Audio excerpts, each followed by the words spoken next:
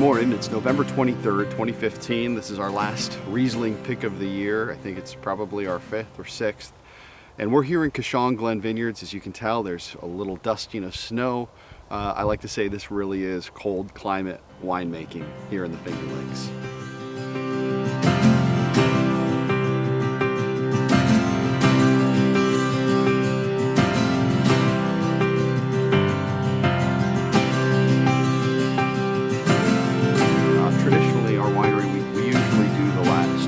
Harvest for Riesling during this week of Thanksgiving.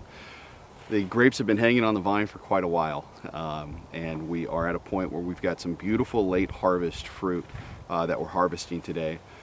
Mixed in, and you'll see in some of these shots, mixed in with some of the green fruit that's still hanging, is a fair amount of Botrytis.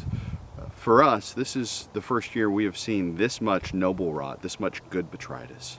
And so we're going to be spending a lot of time sorting this fruit, and we have really high hopes that we're going to get some really beautiful noble rot style wine out of this. So look forward to having you try it sometime in the future.